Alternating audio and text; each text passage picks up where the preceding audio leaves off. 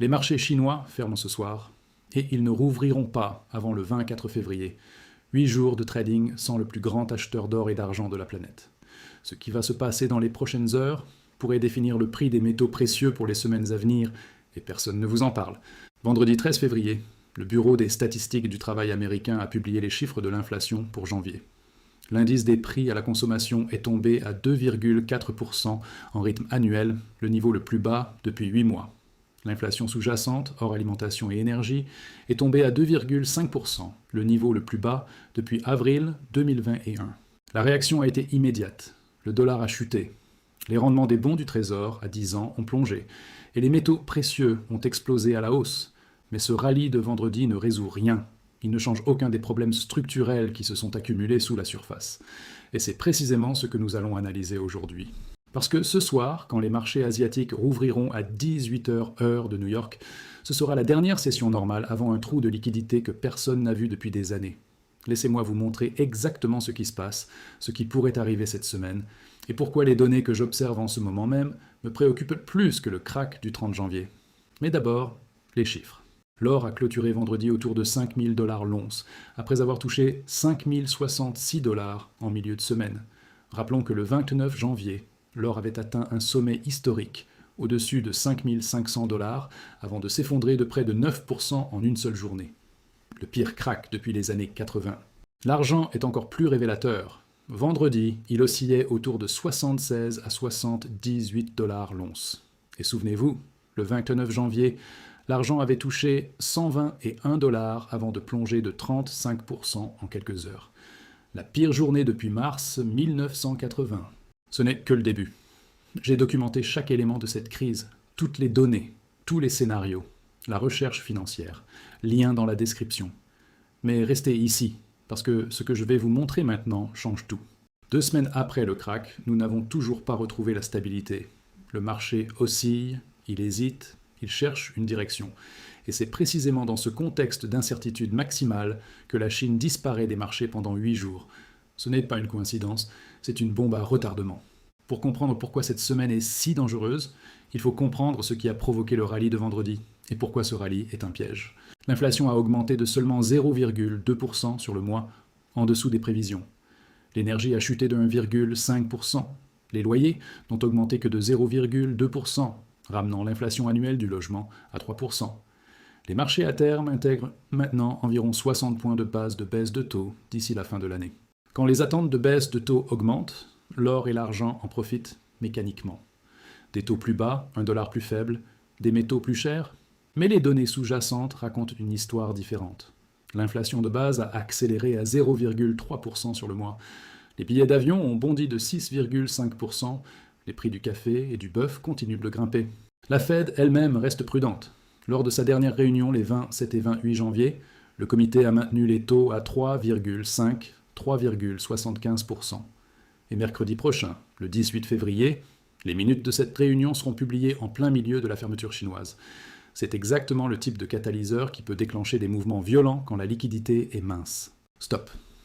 Ce que je viens de vous montrer n'est que la surface. Ce qui m'inquiète vraiment, ce sont les données que je ne peux pas montrer en format vidéo. Les tableaux, les chronologies, les projections chiffrées. J'ai compilé une analyse complète de cette situation dans la recherche financière. Premièrement, la documentation détaillée sur les retraits d'inventaire du COMEX depuis octobre, jour par jour, avec les chiffres exacts de chaque catégorie, registered et eligible, et ce que cela signifie pour le mois de mars.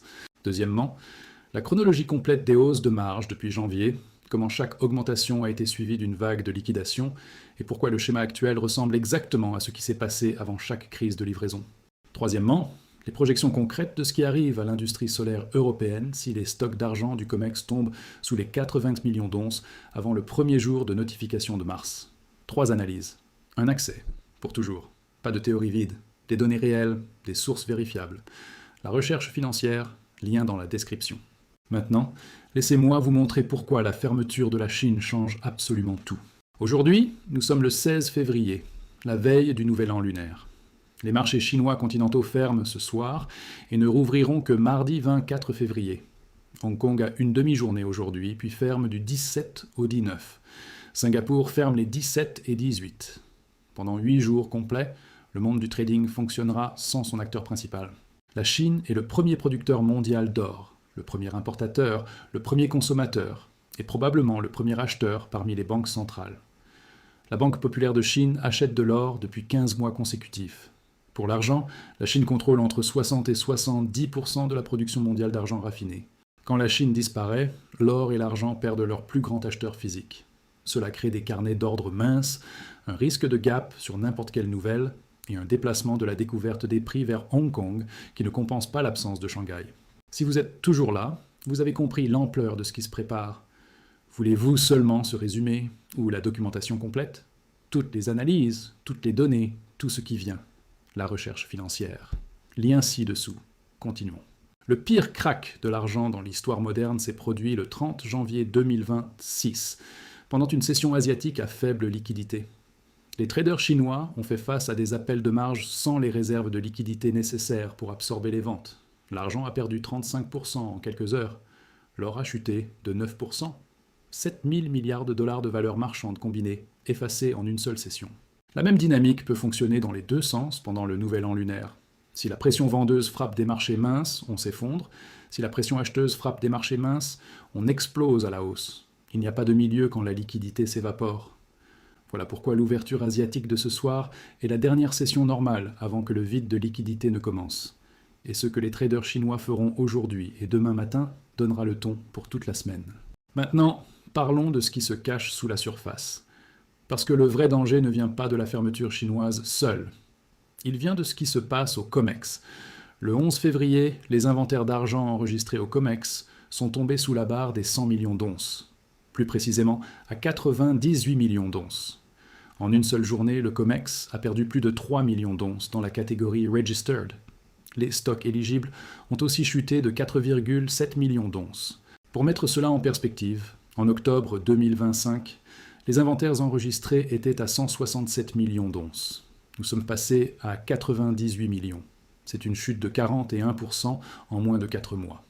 Le rythme de drainage est de 785 000 onces par jour. Regardez maintenant les chiffres de mars. L'intérêt ouvert sur le contrat de mars 2026 représente entre 400 et 500 millions d'onces, contre moins de 100 millions d'onces d'inventaire enregistrés disponibles pour la livraison. Le ratio papier sur physique est de 4 contre 1, peut-être 5 contre 1. En janvier, un mois habituellement calme, le COMEX a traité 49 millions d'onces de livraison. C'est 7 fois le niveau de janvier 2024. En février, le taux de livraison a atteint 98%. Ce n'est plus un marché à terme normal, c'est un mécanisme d'allocation physique. Et JP Morgan a émis 99% des livraisons de janvier. Un seul acteur, 99%. Le premier jour de notification pour mars est le 27 février. C'est dans 11 jours. Et nous naviguons vers cette date à travers la semaine, la plus dangereuse de l'année en termes de liquidité. Voici les 3 scénarios pour l'ouverture de ce soir et les jours qui suivent. Scénario numéro 1, le cas de base, probabilité de 60%. L'or ouvre entre 4 900 et 5 100 dollars. L'argent ouvre entre 76 et 79 dollars. Le trading reste calme et dans une fourchette étroite. Les traders sont prudents. Personne ne veut prendre de gros paris juste avant un trou de liquidité de 8 jours. Ce scénario signifie que nous repoussons le problème. La vraie action viendra plus tard dans la semaine, quand les marchés chinois seront complètement hors ligne, et que n'importe quel catalyseur pourra créer des mouvements disproportionnés.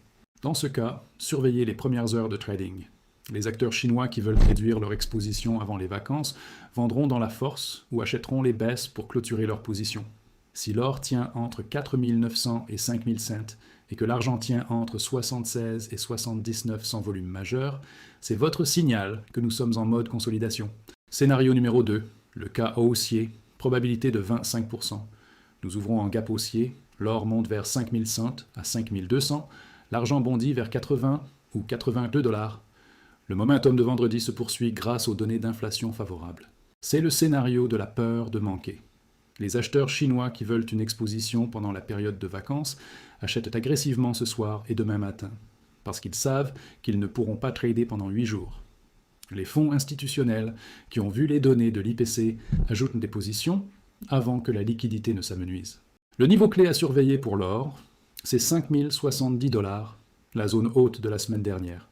Une cassure nette au-dessus avec du volume signale une vraie pression acheteuse. Pour l'argent, Le niveau clé est 70, 9,50 $. Scénario numéro 3, le cas baissier, probabilité de 15%. Nous ouvrons en gap baissier, l'or descend vers 4800 à 4900, l'argent glisse vers 74 ou 75 $. C'est le scénario de la peur de liquidité. Les traders regardent le calendrier, voient 8 jours de fermeture chinoise, se souviennent du 30 janvier et décident qu'ils ne veulent pas être longs dans un trou noir de liquidité. Ils vendent. Et dans un trading mince du dimanche soir, cette vente crée un gap baissier. Le niveau critique pour l'or, c'est 4900. Si nous cassons sous ce niveau, cela rouvre la zone de support de 4800 à 4850. Pour l'argent, le niveau clé est 76 $, une cassure en dessous, mais 74 à 75 en jeu. Ce scénario est le moins probable parce que la clôture de vendredi était constructive, l'IPC était favorable aux métaux précieux, et le positionnement spéculatif est déjà à un niveau bas depuis 2 ans. Maintenant, voici ce qui rend cette semaine la plus dangereuse de 2026. Mercredi 18 février, les minutes de FOMC seront publiées. Les minutes de la réunion des 27 et 28 janvier, lors de laquelle 2 membres ont voté pour une baisse de taux, tandis que la majorité a maintenu les taux. Normalement, c'est un événement gérable. Mais dans une liquidité mince avec la Chine hors ligne, des minutes montrant des divisions internes pourraient créer un mouvement de 2 à 3% sur l'or en quelques minutes. Vendredi 20 février, les marchés de Hong Kong rouvrent alors que la Chine est toujours fermée. C'est votre premier retour asiatique sur l'action des prix de la semaine. Si Hong Kong valide le mouvement, il tient. Si Hong Kong le rejette, nous inversons. Et tout cela se produit avec le premier jour de notification de mars à 11 jours. Le 27 février, les détenteurs de contrats longs sur l'argent peuvent exiger la livraison physique. Le COMEX a moins de 100 millions d'onces enregistrées, contre 400 à 500 millions d'onces d'intérêt ouvert. Si même une fraction de ces contrats demande la livraison, le système est sous pression. Et nous naviguons vers cet événement à travers la semaine la plus mince en liquidité de l'année. Il y a un facteur supplémentaire que personne ne mentionne, la dette nationale américaine. Au 4 février 2026, la dette brute totale s'élève à 38,56 000 milliards de dollars, en augmentation de 2,35 000 milliards sur un an. Les paiements d'intérêts ont atteint 1 000 milliards de dollars en 2025. 1 000 milliards juste pour servir la dette. Le Bureau du budget du Congrès vient de publier ses projections. La dette publique va passer de 101% du PIB cette année à 120% d'ici 2036. Les déficits annuels dépasseront 2 000 milliards de dollars dès 2028. C'est le contexte dans lequel l'or et l'argent évoluent. Ce n'est pas de la spéculation, c'est de la mathématique. Les banques centrales l'ont compris. La Banque populaire de Chine achète de l'or depuis 15 mois consécutifs. La Turquie, l'Inde, la Pologne suivent le même schéma. Quand les institutions qui gèrent des milliers de milliards de dollars se tournent vers l'or, ce n'est pas un caprice. C'est une stratégie. Voici mon évaluation. L'ouverture de ce soir compte, mais ce n'est pas la fin. Que nous ouvrions à 5050 ou à 4900, que l'argent monte à 80 ou descende à 76, ce sont des mouvements de positionnement avant le vrai événement. Le vrai événement, c'est survivre 8 jours sans la Chine. Et le vrai événement derrière cet événement, c'est le 27 février. Le premier jour de notification, avec moins de 100 millions d'onces enregistrées contre 400 à 500 millions d'onces de demandes potentielles. Ce que le rallye de vendredi sur l'IPC a prouvé, c'est que les facteurs macroéconomiques fonctionnent toujours.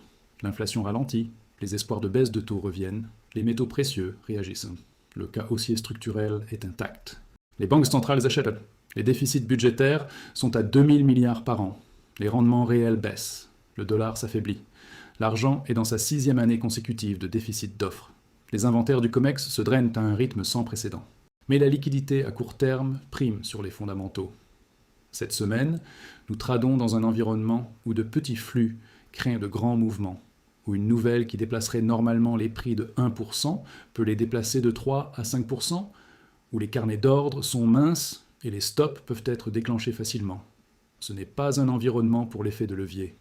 Ce n'est pas un environnement pour les gros paris. C'est un environnement pour la patience et la précision. Pour les détenteurs de métal physique, mon conseil est simple. Ne faites rien. Cette semaine, c'est du bruit. Laissez la volatilité du nouvel an lunaire passer. Réévaluez après la réouverture des marchés chinois le 24 février. Le 27 février est l'événement qui compte. D'ici là, vous tenez. Voici la tension non résolue. L'or autour de 5 000 $. L'argent autour de 78 $. Les inventaires enregistrés du COMEX sous les 100 millions d'onces. L'intérêt ouvert de mars entre 400 et 500 millions d'onces. La Chine qui ferme ce soir pour 8 jours, le premier jour de notification dans 11 jours. Le positionnement spéculatif au plus bas depuis 2 ans. Les achats institutionnels à des niveaux records. Wall Street qui relève ses objectifs à 6 300 $ l'once. L'ouverture asiatique de ce soir ne résoudra pas cette tension. Elle nous montrera simplement comment le marché veut se positionner avant la semaine la plus incertaine de 2026. Surveillez 5050 sur l'or. Surveillez 79 $ sur l'argent. Surveillez le volume dans les 30 premières minutes. Surveillez le comportement des traders chinois lors de leur dernière session demain matin. Et comprenez que quoi qu'il arrive cette semaine, c'est un prélude au 27 février. Les mathématiques de l'inventaire n'ont pas changé. Moins de 100 millions d'onces enregistrées. 400 à 500 millions d'onces de demande potentielle. Un drainage de 785 000 onces par jour. JP Morgan, qui contrôle 99% des livraisons. Les restrictions d'exportation chinoises entrées en vigueur le 1er janvier. Les primes physiques qui persistent en Asie. Rien de tout cela n'a changé parce que l'or a rallié sur les données d'inflation vendredi. Rien de tout cela ne change si nous ouvrons en hausse ou en baisse ce soir. Les fondamentaux sont les fondamentaux. La crise de liquidité est la crise de liquidité. Cette semaine détermine simplement si nous approchons le 27 février depuis 5 200 ou 4 800, depuis 80 $ d'argent ou 72. Mais nous approchons le 27 février, dans tous les cas. Faites vos propres recherches, comprenez les risques, n'investissez jamais sur la base d'une seule source d'information. Ce soir, à 18h heure de New York, les marchés asiatiques rouvrent. Demain matin, la Chine ferme pour 8 jours. Nous allons découvrir si l'or et l'argent peuvent survivre une semaine sans leur plus grand acheteur, tout en naviguant vers le mois de livraison le plus important depuis des années. Surveillez les niveaux, surveillez les volumes, surveillez la session chinoise de demain matin. Et préparez-vous pour une semaine où tout peut arriver, parce que la liquidité qui empêche normalement les extrêmes ne sera pas là. On se retrouve demain avec les premiers résultats de l'ouverture asiatique. Si cette analyse vous a été utile, abonnez-vous. Je publie des analyses quotidiennes tout au long de cette période critique. Et si ce n'est pas pour vous, aucun souci. Je ne cherche pas les chiffres. Je suis là pour ceux qui veulent comprendre ce qui se passe réellement sur ces marchés.